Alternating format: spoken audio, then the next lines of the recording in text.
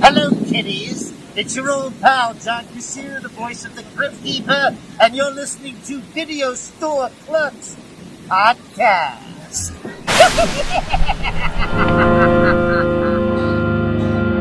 Welcome to the store.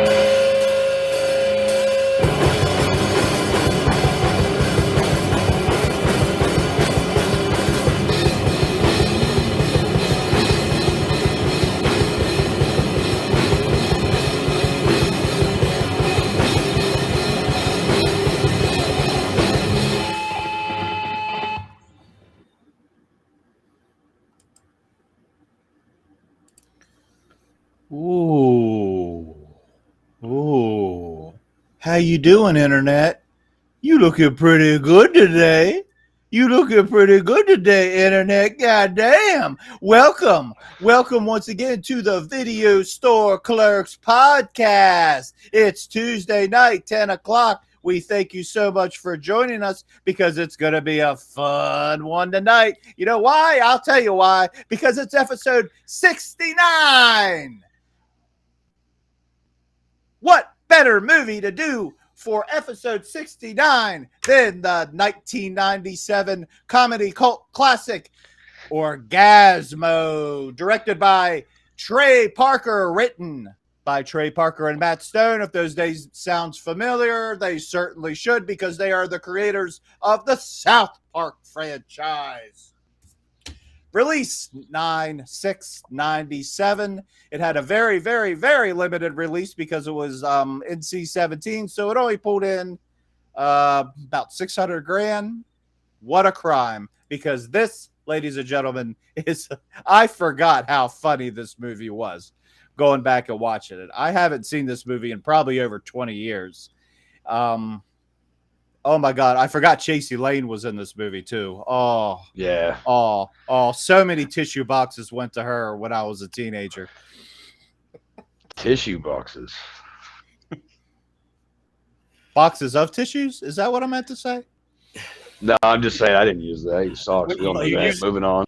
I thought he just mailed boxes of tissues to her. Whole box. You used Whole the box. Easy. Well, anyway, welcome once again to the show. We thank you so much for joining us. We are your clerks for the evening. Tonight on the agenda, we will have the news. Of course, we will take a deep dive into Orgazmo. We will also have our random clip of the week and all kinds of other fun things. So sit back, relax, enjoy the show, have a box of tissues on standby. What the hell? We are clerks for the evening. I am Dave. Chad, man. Heavenly Father named me Michael. Chuck Nasty. I'm sorry. I don't know why that tickled me so much. But here we go. And ladies and gentlemen, once again, it's going to be a fun night. So sit back, relax, enjoy the show. But we will start our program, as we always do, with the news. God bless the news. Jesus Christ, it's the fucking news!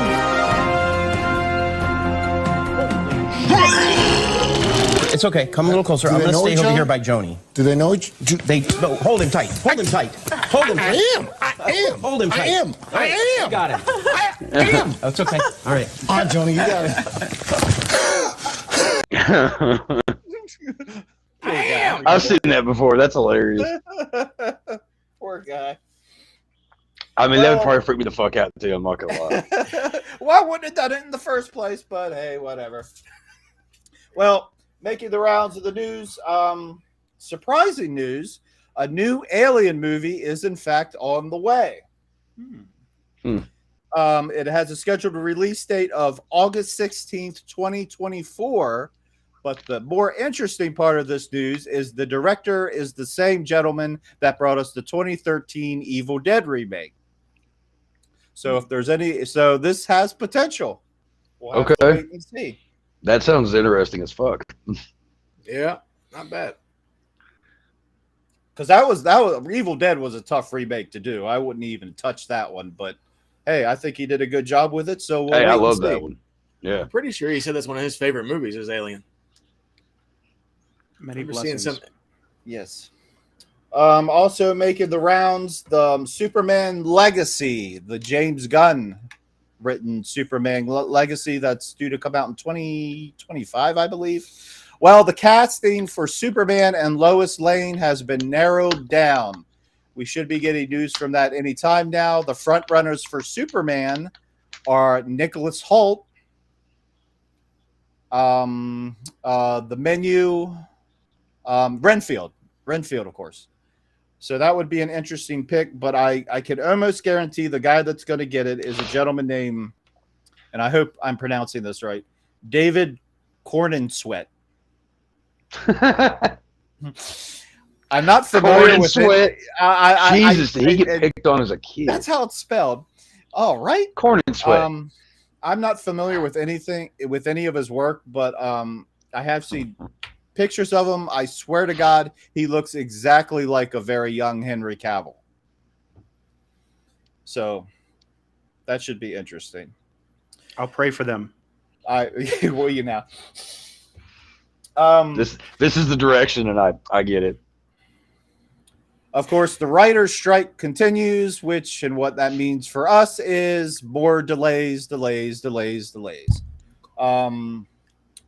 Marvel is suffering from most of the delays. The the Avengers movies, Avengers Kang Dynasty is being pushed back to May 1st, 2026, and Secret Wars is being pushed back to May 7th, 2027. But the more interesting thing is Deadpool 3 actually is getting bumped up.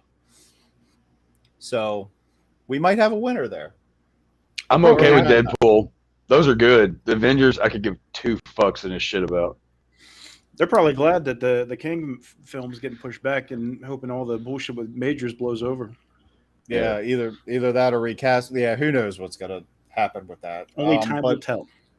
But Deadpool 3 was originally scheduled for November 2024. It got bumped up all the way up to May the 3rd of 2024. So those are fun movies. I'm not a big superhero guy, you know that, but Deadpool's those are fun movies.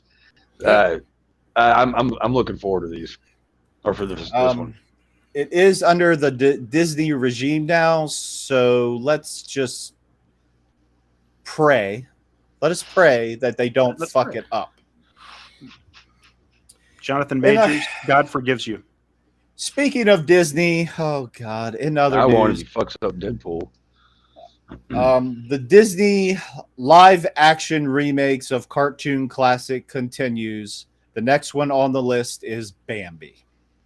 Yeah, I heard about that. So blah. Yeah, I don't know why they I don't know why they're doing this. I don't like the idea of them redoing shit that was already good in the first place. Leave the fuck alone. Does Disney just where's the creativity anymore? Disney hasn't had a creative fucking bone in their body in fucking forever. And this proves it. They keep fucking let's make live action. Why? Why do we need live action stuff? Who gives a fuck? Most of that shit's not good. The Jungle Book was fucking killer. I like that, but even that it was pointless. It wasn't needed. I don't know. It pisses me off. Keep the classics. Keep them. Yeah. Fuck all the other shit. You know. Well, and we just saw the trailer the other night for Haunted Mansion. So. How was that? I don't know yet. Hard to tell. That doesn't prove anything, does it? I'm not interested. In other news, Pat Sajak is finally going to retire after 41 seasons. That's crazy. Of this show. But I do remember as a kid, it was in the early 90s that he left the show before, and some other guy came in for about 5 minutes, and he got let go, and Pat Sajak came back. So I don't know. Can I buy a vowel? Can I buy a vowel? I can just picture Vanna White standing on the unemployment line. They're like, "What experience do you have?" I turn letters. So, there's other news, but as far as this bullshit goes, just get rid of that. It's garbage. Get rid of that. It's garbage. Now, if Vanna White can do DVD, whatever the fuck it is, then she's got to play somewhere in Hollywood. Let me try one. Fuck. I knew I was about to lose an eye, and it didn't go well. And that's it. But in remakes that nobody asked for news, Leprechaun. Yeah. Wow. And Chuck, you had one more remake you wanted to bring up during our news segment. So the floor is yours. Wait, what was it? It starts with an R. Mr. West. Do you want to buy? Do you want to buy a Val? Oh, yeah. You want to buy a Val? No, I'm good. Thank you, Mike. Reanimator. One of my favorite movies of all time. I've got Herbert West tattooed on me. A lot of people confuse him for Rick Moranis, but whatever. Do they really? I mean, it looks good, but if they don't know what it is, they go, "Oh, it's Rick Moranis." But it's one of my favorite movies, or it wouldn't be my fucking arm. And apparently, they're remaking it, and it's with a female, and that's I don't know why. Again, why? What's the fucking point? Reanimator's a classic. Don't touch it. Leave it the fuck alone. I mean, no. Like, okay, like I'm not saying like if you want, rip it off. If you want to have a female role for it, fine. Rip it the fuck off, or do some shitty fucking movie that they do later on that it's too late to anybody give a fuck. Doesn't ruin the fucking original. You know what I mean? Like Reanimator. Like I don't know. I don't know how big of a budget this movie's going to have or nothing, but I know it's going to be bad, and it's not going to be fun. What if they did a crossover film with Jim West from The Wild Wild West as the new Doctor, and he goes on adventures, and, how about that? No. That doesn't tickle your fancy? Does not tickle my fancy, but we also can't forget that we, I'm going to be a fucking idiot when I forget his fucking name. But the dude that played the substitute died of a fucking, motorcycle accident. Fucking Treat. Tom Berenger? Treat. No. Yeah, that was Treat. Danger. Treat. Yeah. He was, in all kinds of, movies and shit. Treat Williams? Yeah. I was like, man, I wonder how he fucking died. It was a fucking motorcycle accident. That don't happen. I saw. That's right, because Lance Henderson posted something on Twitter today about that. Yeah. So that was sudden. Well, that's it for the news because I can't take it anymore. Yeah, sorry to end it on a sad note. Well, let's spice it up and say, hey, since you hate this Reanimator remake so much, why don't you do a documentary of you hating on it, up until the release of the film, and call the documentary Reanimator? See, hire us. That'd be awesome. Well, on to the main course, if you will. It is time finally to talk about Orgazmo in celebration of episode 69. Once again, what other movie would we choose to do tonight for episode 69 but Orgazmo? And Choda Boy. I mean, I can think of a lot of other movies we can talk about, but this one just makes the most sense. Now, if you're not familiar with this movie, we'll be happy to provide a synopsis for you. Real fast, character that Trey Parker plays, Joe Young, is a devout Mormon visiting Hollywood to convert the unenlightened. While spreading the word, Joe is offered $20,000 to play Captain Orgazmo in a porn director's film. Mindful of the financial burdens of his upcoming wedding, Joe reluctantly accepts the role, not certain of what he's in for. Written, directed, and starring South Park co-creator Trey Parker and featuring his South Park partner Matt Stone, this hilarious and unrated send-up of the porn industry will have you laughing long after the credits roll. Long and hard. I know that fucking song gets stuck in your head pretty goddamn easily. God damn it, it's been stuck in my head for 5 days. Man. Man. I'm a man. Great opening title. Man. You got that song that gets stuck in your head, and then it has all the different comic book, shots. Yeah. They're actually from like other like real comics, like scenes from real comics, but they just take they remove Superman and they put in Orgazmo or whatever. So they rearrange it to make it more Orgazmo themed. But they are based on real, more orgasmic. There you go, more orgasmic. And along with some other films that they've done, and including episodes of South Park, they've always been a little bit ahead of their time. I mean, had this movie come out during the big superhero boom, who even knows? I was thinking about that earlier. I was like, I would be okay if they made a sequel. I kind of want to know what happens. Like, that'd be funny. Yeah. Well, I was thinking about that whenever I went back and watched it, and I was like, at the end. Well, we'll talk about the end later. Remind me to come back. I don't want to jump all the way fucking to the end. So, this movie's great. Oh, at the end. And now we're at the end. And so, let's just start at the beginning, work our way down, because this is a fast movie. I mean, it goes quick. It really does. What's the runtime? About an hour and a half or so. I mean, it flies by. Yeah. There's not a boring moment in this movie. I mean, you can't. I mean, if you've seen any of the movies, I mean, especially if you're a South Park fan, that Trey Parker and Matt Stone have anything to do with, like, or that they made, like, I mean, Basketball. That movie's fucking hilarious. Like, it's gonna be goofy around every corner. You know what I mean? Oh yeah, it's so good. I'm like, it's totally not like, even if you're not a sports guy, because I'm not, you can love that fucking movie. It's hilarious. And with Basketball, not to change the subject too much, but with my point of them being ahead of their time, I mean, with Basketball, one of the storylines was how corporations have all took over, like the names of the stadiums and things like that, and look where we are now. Yeah, they knew.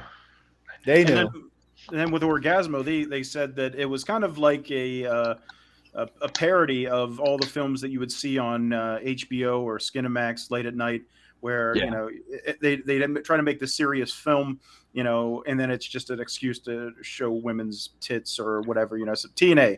And, you're talking about those ass movies? Those movies that make you really get your hopes up. Those wow, hey, you're almost gonna see a titty, and then there's a man's ass in front of it, which is what they tackle in this movie. Which that was the thing. Numerous times. Yeah, that was their thing. They wanted to make fun of those late night films where it's like you go on there and just to see a couple tits or whatever. I don't know why nudity is such a big deal in America, but whatever. Bill Hicks had a whole bit about staying in hotels and watching an adult movie and all that stuff, and he's like, oh, Pink Librarian, and he turns it on. He's like, oh, look, Bob and Harry Manass. He's like, these movies are made by two people. A guy with a wah-wah pedal and a guy that has no other anything else better to do and just shakes his ass in the camera. It's the fucking truth. The fucking truth. Fill my butt, Bobby. Okay, woo! Making money. And so, of course, our main character gets not tricked, but he wants the money. $20,000 would surely cover the cost of the wedding for his fiance. And the Mormons, I just can't. I mean, you probably couldn't do that today. You'd get in so much shit. But well, I mean, this movie really, I mean, like, it wasn't really like real well known for really people to throw too much of a fit about it. But people did throw a fit about it for a minute, because that was like right when when South Park was still kind of fresh. Yeah, you know what I mean? Because they put out like the Cannibal musical and all the other shit too. And they were like up here, but I don't know. I think that I lost my train of thought, guys. Continue. It actually came out between, like, they said they had done the pilot for South Park, and Comedy Central hadn't signed off on the series yet. They actually passed on the series, and they went and did this film instead. And like while they were in production of this film, they got the call. And they reconsidered and decided to pick up the series. So they had done the pilot for South Park, but they hadn't started their series yet. They had done this film in between. Yeah. Okay. So honestly, it's like it was so fucking long ago. It's kind of hard to like remember anything, because I remember the time. I remember when South Park. Like I remember the first episode of South Park with the fucking anal probe. You know, and then like it's somewhere around it, like it's just like all these movies, like because a lot of times like you watch a movie or a show or whatever, like oh this person did this a long fucking time ago, and you go back and watch that stuff, and you kind of forget, you know. But it really does, like the movie made sure that it had one person in it that was in every movie that was trauma related at that time. Ron Jeremy, like. It was pretty expected to like see him in it. Like I kind of forgot that he was in it first. It's been forever since that movie. Yeah, I'm just rambling, guys. Go on. He's the main villain. Well, he is kinda. He's the main villain in the movie, movie in the movie. He's the villain in real life too. Fucking have you seen the? Well, I guess it's been a while now, but like the news reports, they showed pictures of him in the courtroom. He's was declared incompetent or whatever. He has dementia now, allegedly. Yeah.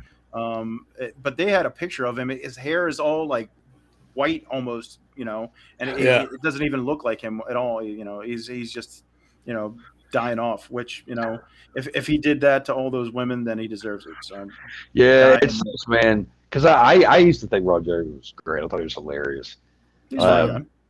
But nobody really, because I mean, you just feel like you see him like on like porn, like behind scenes of porn scenes and shit like that. Oh, everybody's laughing and having a good time. Nothing ever really came out of anything, but years later, shit can bite you in the ass. And I mean, bit him pretty hard. I'm not defending him, but I can see how the porn industry over the last 30 years or whatever has been fucked up. I mean, you got Tracy Lord's situation. You got all kinds of weird shit that went on during, you know, AIDS and all kinds of shit. So it's like, really knows? But if he did that shit, then fuck him, rotten hell. Yeah. I mean, there is cases in the porn industry that fucking James Dean or whatever, he's like that. He's like a real famous like male porn star. My ex was a big fan of him. But he got accused. He does really rough stuff. And he got accused by one of the girls of like being too rough, and said that he raped her. It was a bunch of bullshit or whatever. But yeah, there are assholes that are like that in the industry apparently. Yeah, I mean John Holmes going around, you know, fucking people while he has AIDS. You know, it's a really sad industry overall. Yeah, I try not to think about it too much. It makes me feel really bad. They even talk about it in this film where they're it's look like, how good she is at making them tears go. She's a great actress. But no, later on, whenever they're talking about how it exploits women, like Joe's fiance Lisa is talking about how it exploits women, and then they're trying to argue with her how it exploits men because they're the one that want the product, and you know, and then they say, well, exploits humanity. Hence, it exploits people. Yeah, right. Shut the fuck up. Oh God.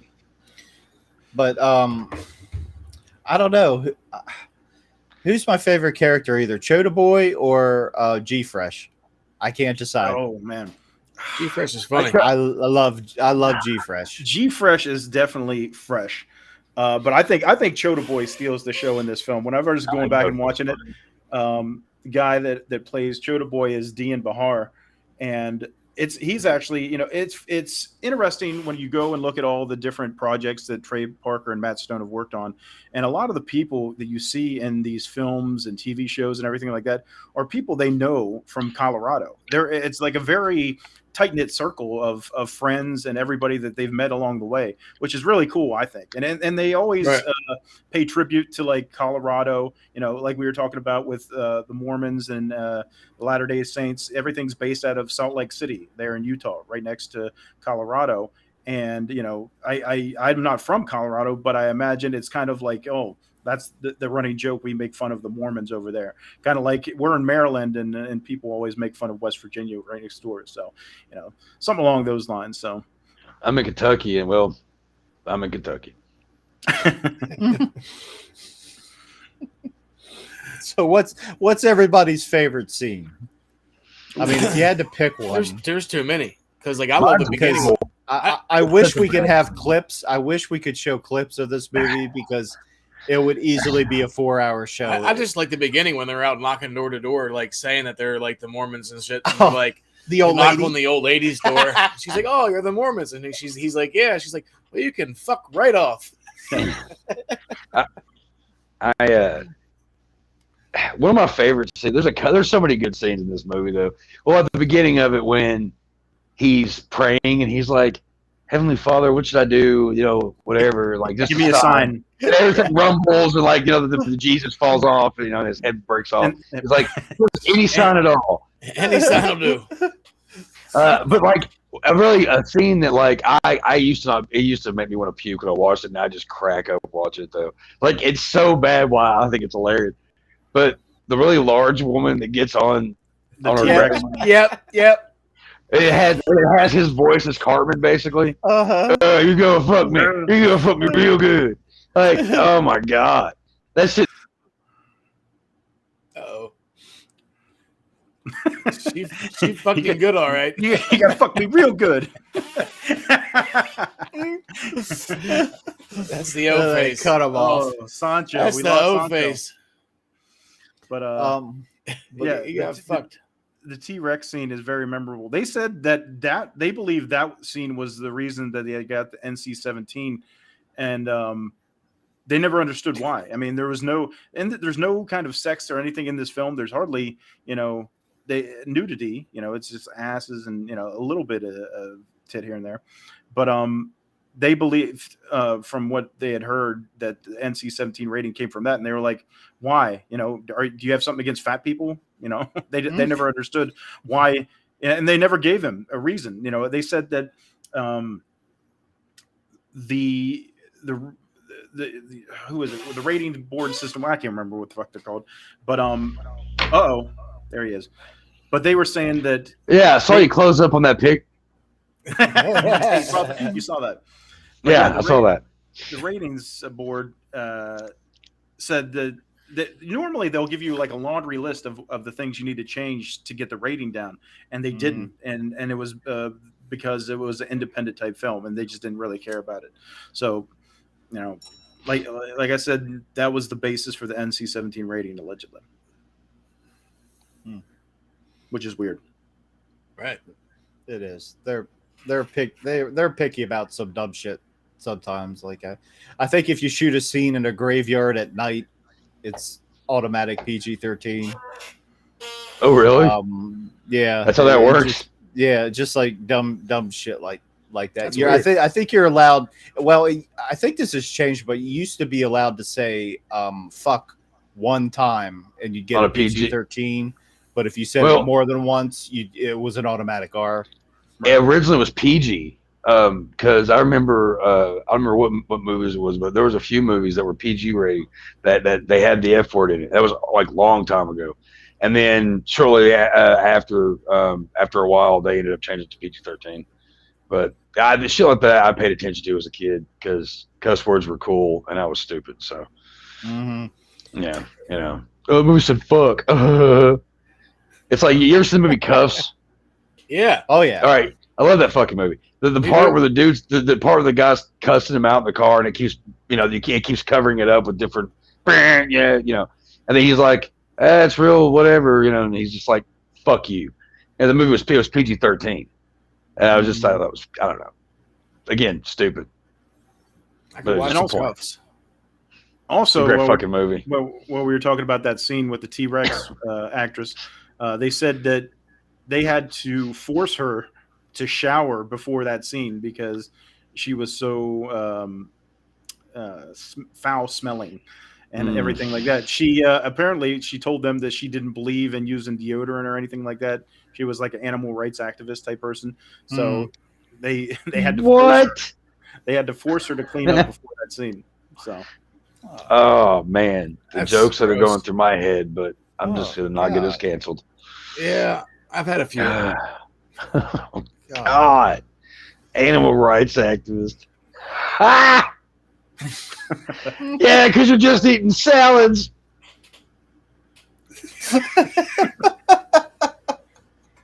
Oh, don't use deodorant? What the fuck? Oh, ooh, no. I would have, he's worried about a stunt cock. I'd be worried about having a stunt body double just in that fucking place. You're not going to wear deodorant They had to force you to fucking shower.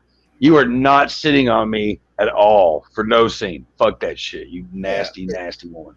It's like we're paying you. Do you think you could wear deodorant just this one time? God.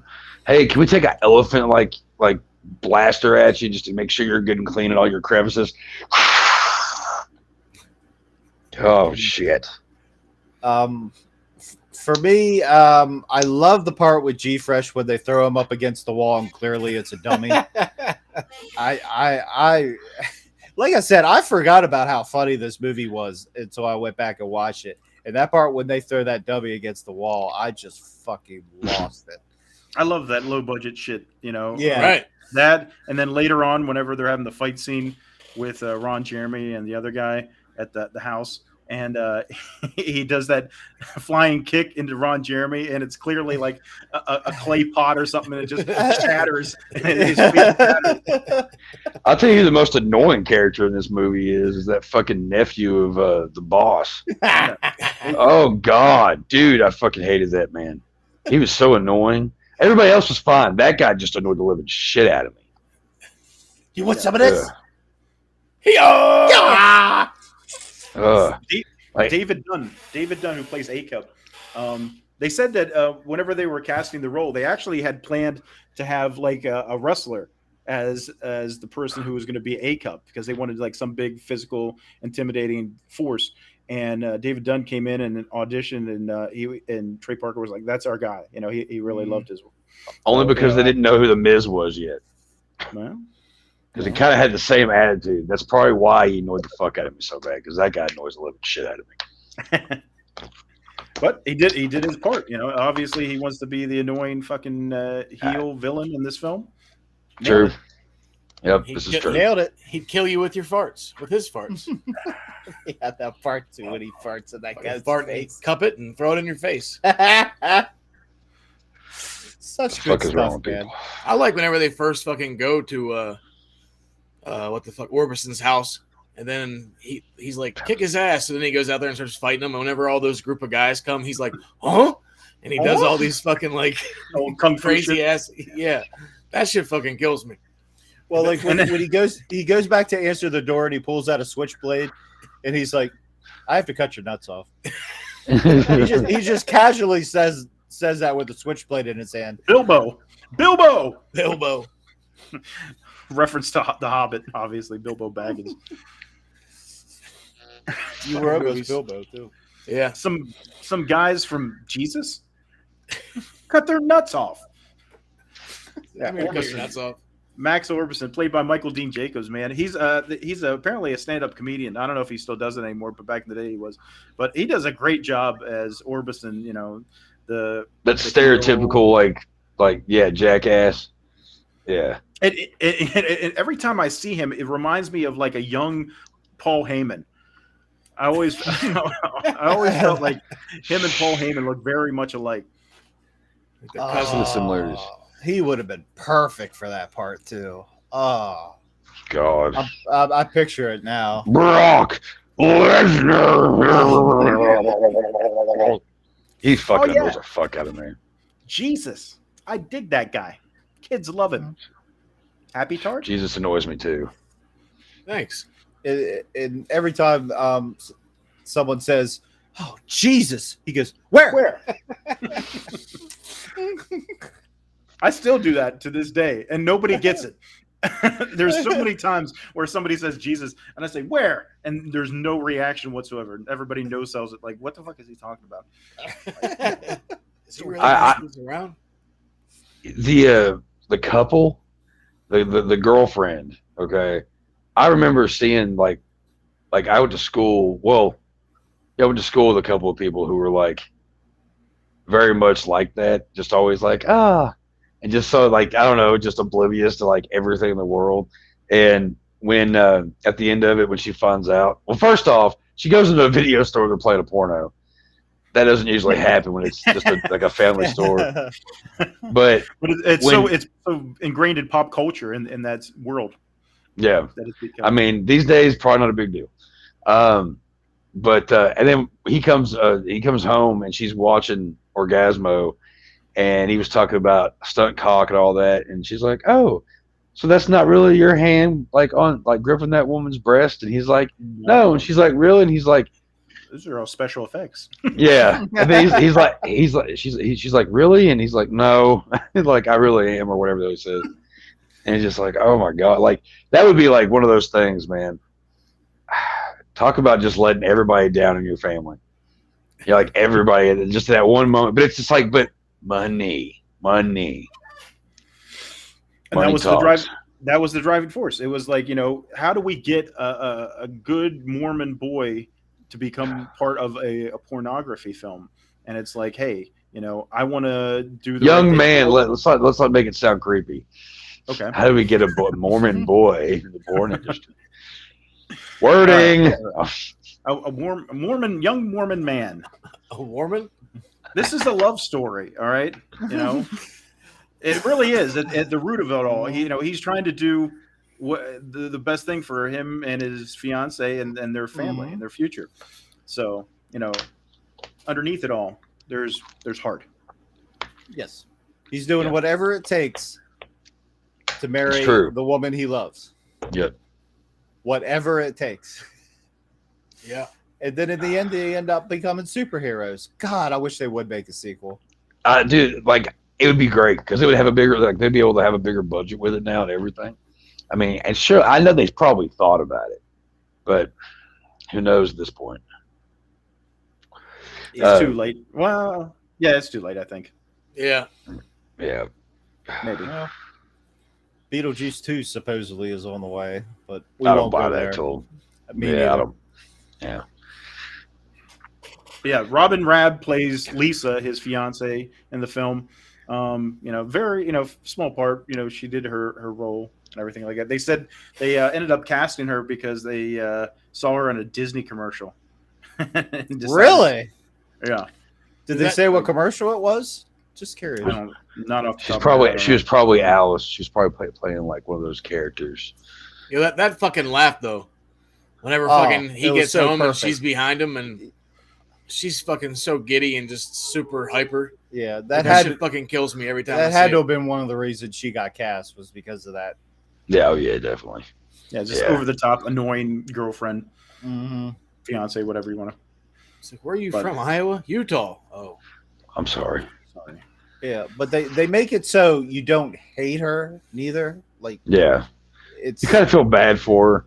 Yeah, like her life is perfect in her head, and like that, there no wrongs could ever happen, and then all in one time her world comes crashing down as she finds out that her good Mormon boyfriend, fiance, is a porn star to like the max, and she also finds out that she also ends up almost being in a fucking porno, which like.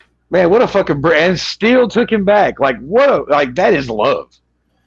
She gets kidnapped by these goons, gets tied to a bed, and just before they're getting ready to start filming some nasty shit on her, and she takes him back. I don't know. That's love. He did save her. He is orgasmic. He did save her, but it was his fault. He was the judge in this situation. He kind of knew that something bad was going to happen, and it happened. But he had good intentions. All right. He had good intentions. He just wanted to make sure that him and Lisa got married in the temple, and they needed a shit ton of money because the Mormons charge their people a shit ton of money to get married in the temple. That's even funny how he says that too. He's like, "Who would think that the church would need that much money just for us to get married? Like, why do they charge so much?" Yeah, because it's the church, and they want your money. The church, right there it is. The temple out in Salt Lake City. That is pretty badass looking, though. It is, but I mean, I don't know how much it costs now. Yeah, but see, like, where do they get funding for something like that? Money. The donation pot. Money talks, bullshit walks. But how can bullshit walk? Slang out. Oh, the Mormons. But no, and let's not forget Chota Boy. You can't forget Chota Boy. Chota Boy. I was wondering if anybody was going to wear that. I wish I could have found that shit for you. Yeah, I don't know. I would have wore it. I don't. Do you have one? Because that was what my next point was. Like, why would any of us have that just laying around, Dave? Like, I mean, Mike going out and buying something like that for this would have been hilarious. That's what I'm saying. We would have went out and got some shit. All you have to do is run up to Spencer's Gifts and grab one of them for like probably $10 or some gimmick. But I mean, I don't know how that works on YouTube. I don't know if that's considered like some kind of phallic object that's, offensive and our stream pulled because, somebody's wearing a dildo on their head. Should have just got him a helmet and taped a banana on it. There you go. Or a really big hot dog. It's kosher. Yes. Calm down, Big internet. sausage right here.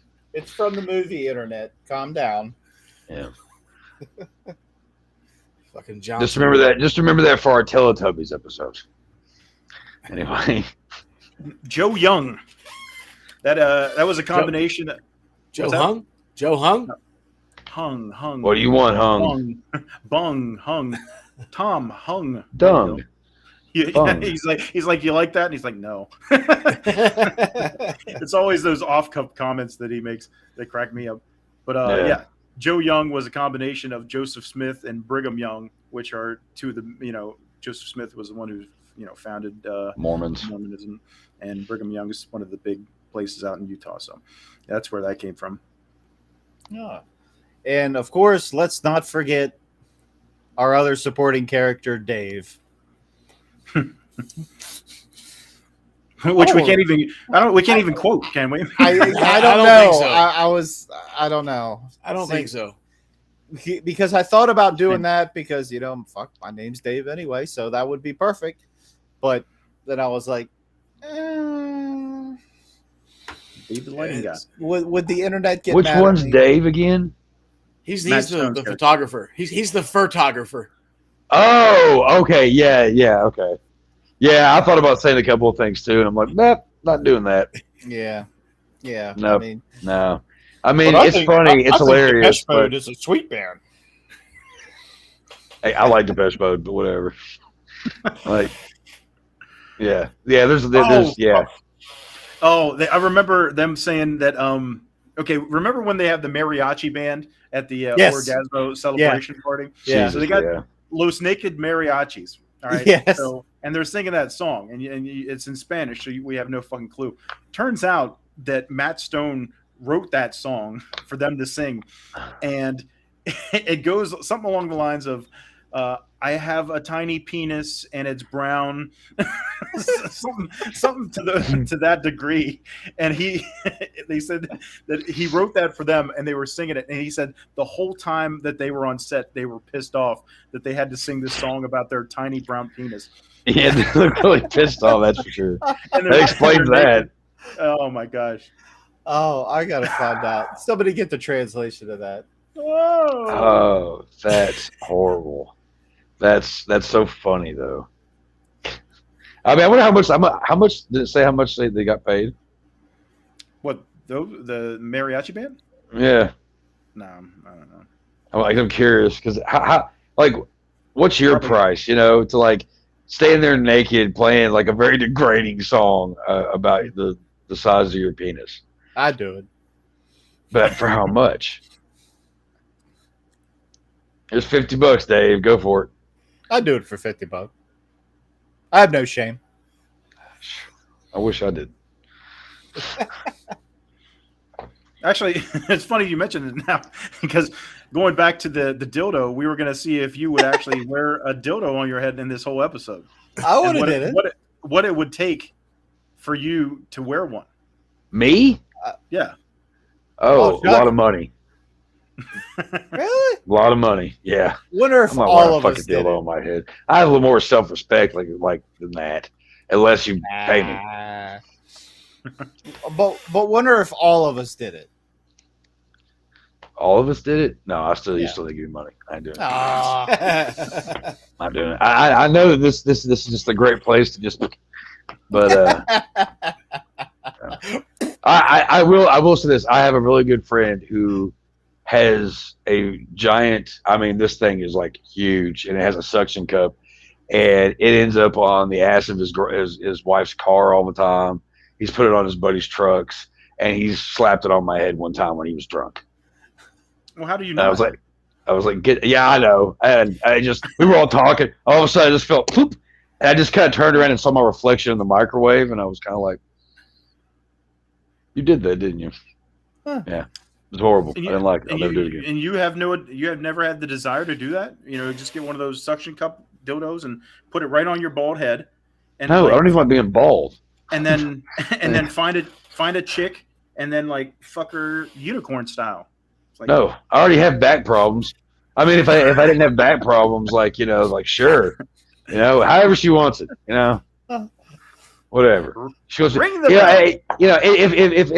a hot chick, if a beautiful woman wanted me to put one of those things on my head and fuck her that way, yeah, I would for that woman, but anybody else has to pay me, and if that woman wants to pay me, that's fine too. It's like I got a stiff neck. Yeah. Ring the bell. Yeah, it'd be painful. I might have to make them pay me. Yeah. Unicorns are badass. That's two different things. We got the unicorn reference, and we got the ring the bell from the one chick that's the other actress in the film that plays Georgie. The big-breasted bimbo that's on set that almost breaks her neck and runs into walls and shit. And that's played by Toddy Walters, and that was actually Trey Parker's girlfriend when they were filming this movie. Yeah. Huh. What did she say? Like, my body's now like 88% silicone. I have enough to kill. I kill a small elephant. Yeah. Isn't that cool? And they were talking about one of the test screenings, and they ran the film, and they said, oddly enough, out of all the scenes, the scene that tested the highest was just whenever he was talking to her and she walks into that wall and falls down. And they said that got the biggest laugh, and they never understood why. Oh, so, really? Slapstick, man. People love slapstick. I guess. I mean, this movie's pretty slapstick. Yeah, the whole movie's like that. I wonder why that got the biggest pop. I mean, for me, it was Cock Rocket. Cock Rocket. That's like a bunch of little baby fireworks go off, and the part you hear a cat. The part where he's trying to explain like Mormonism to that one woman, and then she gets up to go fucking do the DVDA or whatever it is. Yeah. And he's like, he's like, hey, you want to get some Chinese later? Yeah. Yeah. Or sushi or whatever he says. You try having 4 cocks in you at one time. When you get about to be my age. G-Fresh is, I don't know. I think maybe G-Fresh might be my favorite. I don't know. They're trying to get him to sign the paper. He goes, sign it, your mama. Sign it, your mama. I don't know. He cracked me up the most, I think. Was he in any other movies that they did? He was in Cannibal the Musical. I don't know if he was in anything else, but they said they met him. He actually had a sushi shop in Colorado whenever they were going to school at a University of Colorado Boulder, and they would always go in there and eat sushi. So the scenes where they're going to his sushi bar and eating pretty much imitate real life. Oh man, that's so great. Like I said, they always like incorporate aspects of their hometown, their home state, and all the people that they've met along the way, which I think is really cool. It's the loyalty to your people and to where you come from, and these guys don't get enough credit in the comedy world because everything they do is considered lowbrow by all the mainstream people. Yet these fucking guys are worth over $500 million. No respect at all. Let me tell you. Yeah, I never understood it neither, other than that lowbrow thing, and I just think that's just stupid. I don't think they get enough credit. I don't think they ever did. And Basketball is a good movie too. I don't care what it is. Yeah, the movie's fucking. Come on, bitch! You're my new best friend. Yeah, Team America. Oh, yeah, Team America. Team America. Matt Damon.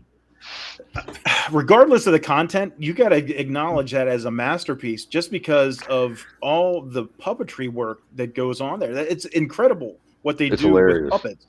You know, if you go back and just consider it from that standpoint, you're like, this is amazing. Even though what you're watching is so over the top ridiculous. It's, you know, and that's what makes it even more funny is that, you know, they're doing this completely serious puppet show to the 10th degree. The best puppet masters in the world, you know, doing this film, and it's, you know, a bunch of fucking characters running around pretending to be the world police, you know, saving the world. I can't forget about that one scene in that where you know, the unedited scene, the sex scene where it's just like all the piss and shit and all that stuff all over the place. That was like that was like anytime I was like, man, have you seen that Team America movie? There's just one scene, dude. It's like, and I finally watched it and I was like, well, that was interesting. Yeah, I only seen it a couple of times. I need to watch it again. I always thought the sex scene between the two puppets. I can't imagine what that was like on set. Like they're probably getting a kick out of this, and the real puppet people are sitting there like, you want us to do what? And yes, let's not overlook the soundtracks for all their movies. I mean, man. Oh, now you're a man. But I think the Team America has my favorite soundtrack. Oh, the when America, fuck yeah! Oh yeah, that was coming again to sing the motherfucking day, yeah. The one song, there's a song in Orgazmo when they're at the nightclub scene. I was thinking it's that like earlier. It was like some German band or something like that. They're like, Twisted donuts, leather donuts. See, I was even like I had that soundtrack, and then what is that? What is that? What are they saying? Yeah, leather don't donuts. ask. Leather Yeah, donuts? I'm pretty sure. Twisted Steers, Leather Donuts, and then like I was thinking we should have like cut a promo for that using that song, because then they start saying Project 69. Oh, I missed the 69. I was trying to 69. Yeah, I picked up that soundtrack forever ago. It was such a random buy. It was mainly for the title song. Oh, you know, and then LimeWire came out, and I was like, "Fuck." You know what? Yeah. You know what I'm thinking? 69, dude. I don't think I'm going to do hamster style anymore. That's how it went down, man. That's nice. It's like, I don't want to talk about it. and then it comes full circle at the end, where Orgazmo's like, "Use your hamster style." Like, no, I can't. And then all of a sudden, like it shows him with the oversized bowl of cereal and the oversized spoon with his big hat all backwards, and then he eats the guy's arm. Oh man, it's like this shit. It's classic, man. He's got all these little bite marks going up his arm, like whenever they get done fighting. Yeah, it's just fucking great. If you've never seen this movie, it's classic. It kind of almost imitates a scene out of Bloodsport. Like the way it's shot and the whole thing, I think it was a Bloodsport where he like goes back to talk to the family or some shit of like his. I get those movies confused. I think it was that one. But like I don't know, the way it was shot and stuff. It's always reminded me of that scene. Like I don't know, like when he's talking about it, you know, not when it actually happened, but when he's talking about it, it just reminds me for some reason of like one of those kind of movies. And there's even like a couple martial arts movies where they have that that same storyline where no, I can't do that move anymore. I can't. I took a vow. I can't practice that anymore. And they went with that with the hamster and the picture of the hamster. He has like a shrine. Yeah. A picture of a hamster fucking plastered to a fucking piece of wood. You should have one of those little shrines in your bedroom. Dude, as soon as I saw that fucking thing, I was like, I need to get that fucking... recreate that. I should have that in my bedroom. Quick, to the Orgazmobile. Orgazmobile. What's Oh. that? My Buick Century. There's so much good shit in this movie. Like I said, I wish we should do a watch along or something. Well, we didn't even talk about whenever they had the real Orgazmo raid that fucking Cho to make because he had a fucking degree at MIT. Oh yeah, Fucking going around the streets just shooting people. Yeah. Shoot the old lady, and she's like, She's like, Pop it around and shit. yeah. My favorite one was the cop. I thought See, you I were going to say Dave. I thought you were going to say the dog. Whenever they sneak into Orbison's place and the dog comes run at him and he shoots the dog and his dog starts humping him. He's like, oh, that's not good. That's not good. But it's funny that you mentioned the Orgazmorator, Chad, because I got something special for you guys tonight. Oh, Mike made one. That's right. Straight from MIT, I've got the Orgazmorator. There it is, folks. That's hilarious.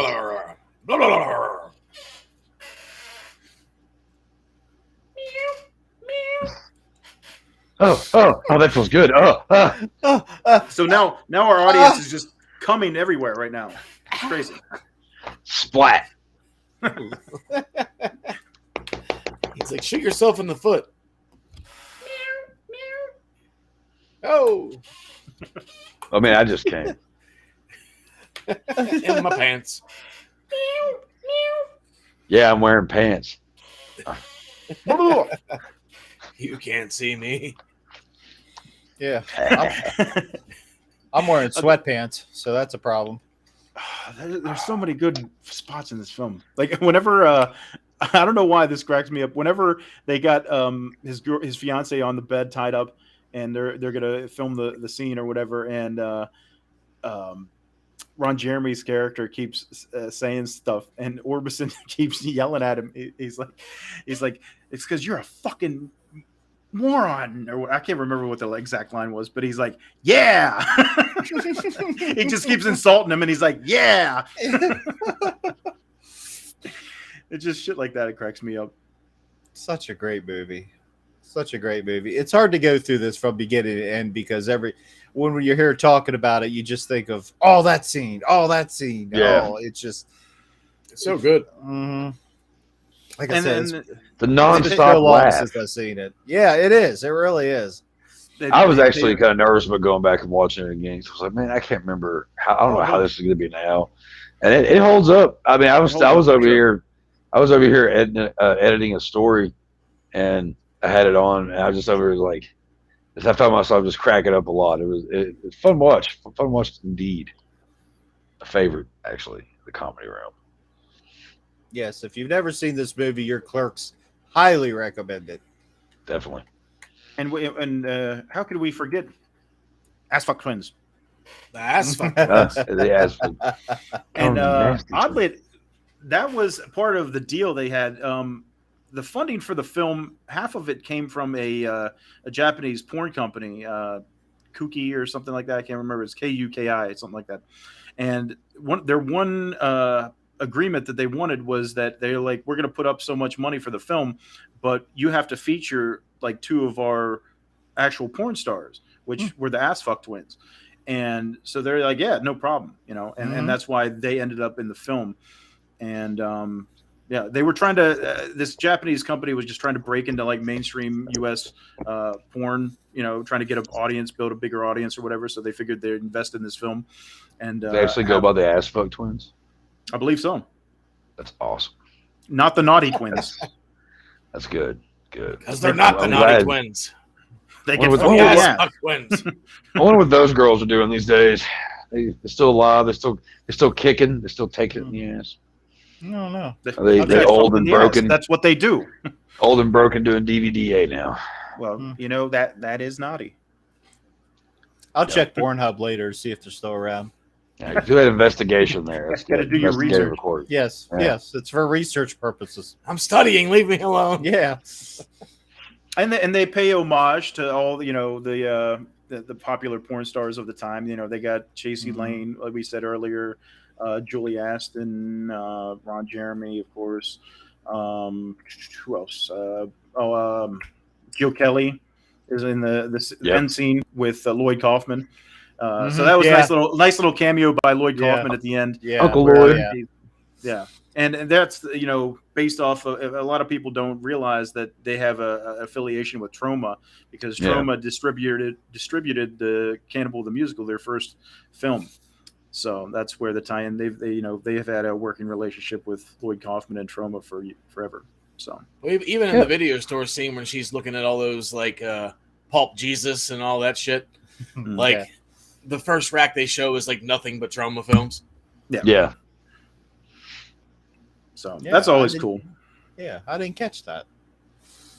Nice. Yeah. Melissa Hill, Gina Fine, Max Hardcore, Serenity. List goes on and on. All kinds of different porn stars from back in the day. Did you all like Cannibal the Musical? I mean, it's not my favorite. It's not my favorite of theirs, but yeah. I only watched it once. I don't know. I'm gonna have to go back and watch. I hate musicals. I don't care how funny. It's like Repo Man.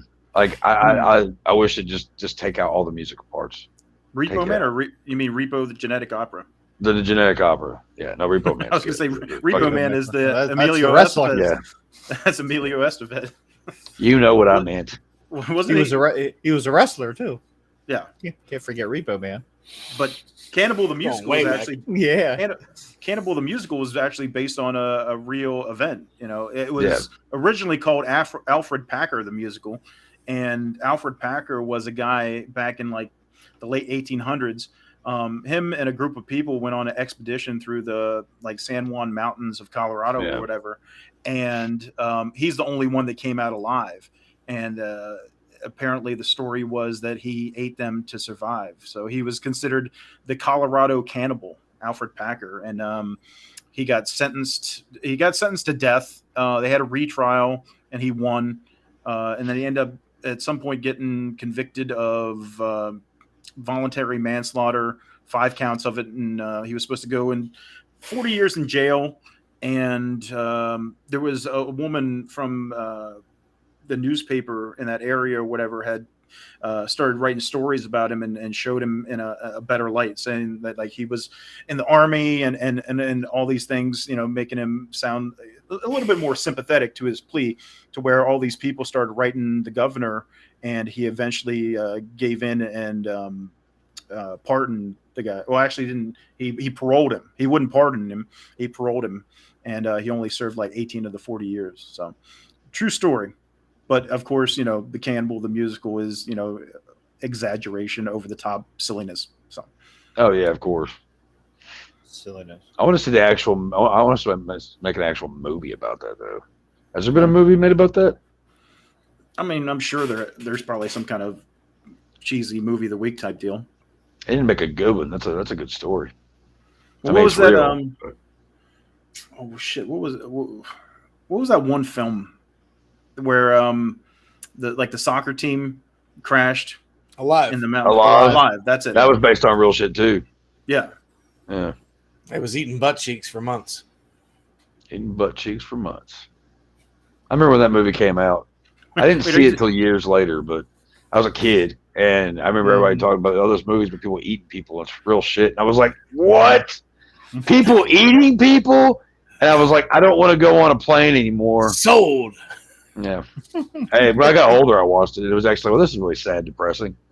I'm going to watch Texas Chainsaw Massacre Part 2 instead. Yeah. It's a good movie, but the fact that it's real is fucking crazy. Yeah, it's just like, that's a bummer. But shit happens. Sure was a bummer. They as long as we're all entertained, right? Are you not entertained? Can you dig it? Sucker. Got Chad Master Zero over there. Jamming on the one.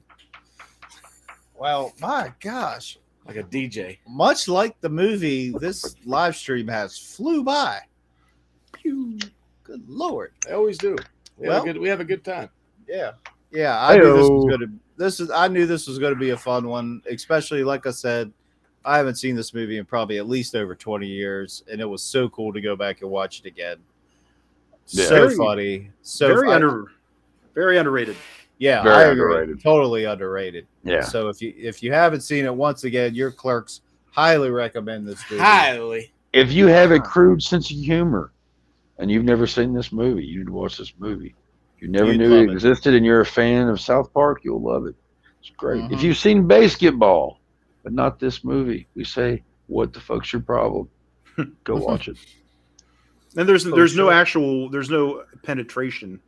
No, there's no nudity. It's There's all a little bit of nudity, but no, You nothing. see like a split nipple. Yeah, that's true. Yeah, but like nothing, like it's not crazy. Like that's the kind of You see more man ass than anything. Yeah, I was just gonna say the same thing. You see Yeah, a lot of yeah. ass shots. Hairy Yeah. man ass. Yeah, But that's what makes it funny because, they're on the bed and the female porn star is about to take her clothes off. And so then all of a sudden, full ass shot. Stunt hair cock. man ass. That's the tease.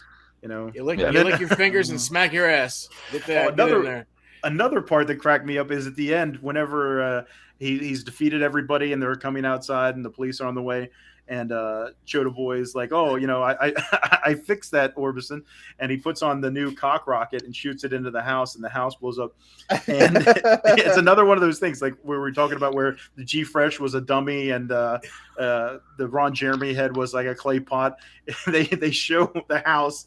It's so clearly on a fire. model. Yeah, it's so clear. And it cracks me up when you see like silly shit like that. Oh my gosh, I remember that part that it cracked me up so much. Yeah, Go ahead. No, you go ahead. Okay. Oh, okay. I was just gonna say, like, it doesn't make it look cheap. I think it's hilarious. I think it makes it that much more funny. Like with the dummy, with the dummy thrown against the wall, with the model house on fire. What are you doing with that, sir?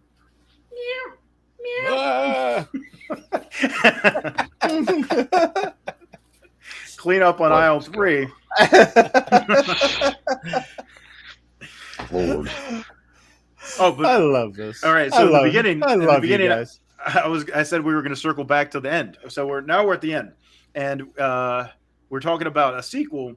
And obviously, at the very end of the film, we have Orbison, who's talking to Lloyd Kaufman, and he has to be neutered. So he actually becomes the real neutered man, and that right there sets it up for a sequel. Yeah.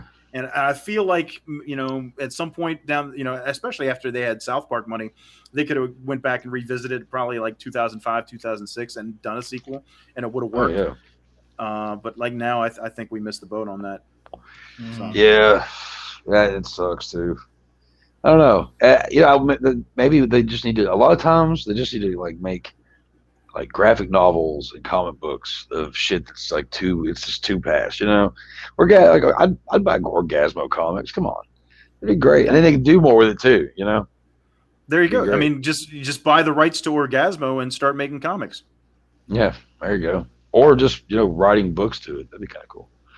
Let me get the rights to this, and I will make a whole book series of fucking Orgazmo shit, and it'll be disgusting. Or even an animated series like Invincible or something like that. I'd watch That would it. be great. That would actually be great. That would be fun. Yeah. But yeah, things to think about. Yeah, things to think about. Telling you, hire us, damn it. But gosh, there's so much. Like I said, I wish we could show clips of this movie. I wish we could just sit here for one night and just watch the whole movie together. But any final thoughts on this 1997 cult classic Orgazmo before we leave the internet for the evening? Watch it. That's it. Classic Trey Parker, Matt Stone stuff. You're gonna enjoy it. Yeah. Yeah. I'm agree. How you doing? Who? Well, all right. Well, there you have it, man. I cannot believe how fast this flew by. But much like the movie itself, it's what'd you say? It was about an hour and a half, and it just flies by. It's worth a watch. check it out. But before we leave you for this evening, it is time once again to fire up our random clip generator. At which point, our random clip generator will provide us for a random clip from a random movie, and we will see what happens. Fire it up. Fire it up. Yes. Let's see what happens. Yes. Thanks, Chad. What are you doing? Stop it. Stop it. I know how you're feeling right now. Stop it. Stop it. Don't do that. I'm here for you. Don't do that. Jesus Christ, you're going to get me killed. Out of here. Oh, Billy.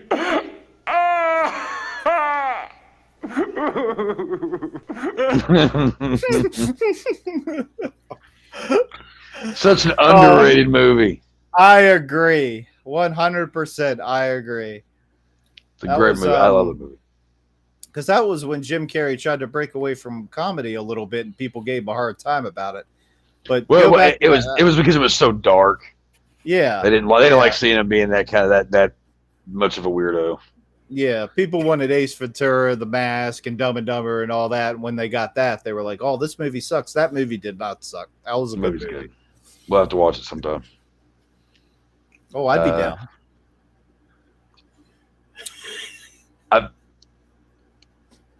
Mike is happy to see this. Oh, it's the Orgazmo. What?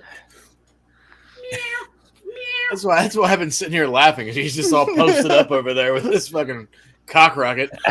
Oh God. Oh God, I'm tired. It's getting late.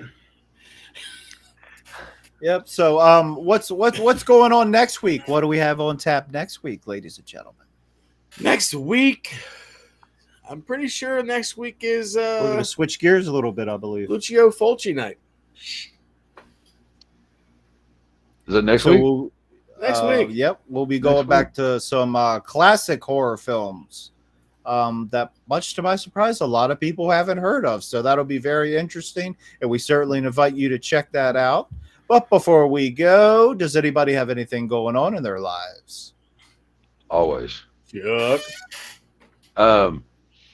Let's see. With band stuff, Bastard Sons, we're still finishing up our new release. Had some wrenches thrown into schedules, so that'll be out before too long. We do have a show July 1st at 21st Amendment with Devil Be My Judge and Untold Relic. Is that the name of the band? I think that's the name of the band. And then I've got my writing stuff that I've been working on hardcore. My book is almost done being proofread and all taken care of and format and all that. And when that's done, that gets sent back to me. I'll be getting that out. It'll be House of Flesh. It'll be on Amazon. And then something else that's really cool is there is a website, company, app, whatever you want to call it, called Godless, which is it's specifically like ebooks, and I call them ebooks, Kindle, ebooks, all digital, and they cater to the splatterpunk extreme horror genre, and it's you can get full books on there, short stories, novellas, all kinds of stuff for like pocket change. And it's good for like there's international authors on there like Edward Lee and stuff, and then you have like some of the new school of splatterpunk writers. But I signed an agreement with them yesterday, so I've been working hard on some disgusting stories to release as an anthology for Godless to put out here soon. So. More on that, but Godless. If you're into the extreme splatterpunk, check it out. You can get the app, and it's easier just to get the app and go from there. But good stuff. If you're into that stuff, yeah. Chuck Nasty. Woo. You like Sutter Kane? Do you read Sutter Kane? Oh, we're gonna have to do that one night too. Such a great movie. Oh my God, I love that movie. I always did love that movie. That was always one of my favorites. You can always check out Leasure Trading Company on YouTube, Instagram, Facebook, eBay, all of those fine places. And you know what? I'm going to plug Trey Parker and Matt Stone's upcoming project. They purchased Casa Bonita in Denver, Colorado. If you're not familiar, they featured it on the show South Park. It was Cartman's favorite place to go. It's the Mexican Disneyland, they call it. Casa Bonita, Casa Bonita. There you go. It's just a Mexican restaurant that had all this goofy shit in it. They have cliff divers, they have Black Bart's Cave, they have mariachi band, they have sopapillas, they had generic Mexican food, everything you would want in a Mexican wonderland. And during the pandemic, they went out of business essentially. And Trey Parker and Matt Stone stepped up and actually purchased the property. And they've spent upwards of $40 million renovating and getting this back up and into something amazing from what I'm hearing. And that's cool. It was supposed to open up here in May, and it hasn't yet, so it should be coming up here soon. So, if you're in the Denver area, definitely go and check out Casa Bonita, because they spent a lot of money on it, and it means a lot to them. And it's it's an interesting place. Regardless, you're gonna have an experience. Oh yeah, we'll have to make a road trip up there. That's where we can go whenever we go see Angel. For sure. Can I go? I just want to hang out with you. Come on. Yes. Hey. Yes. Fuck it, dude. Let's go bowling. Right. Yeah, fuck it.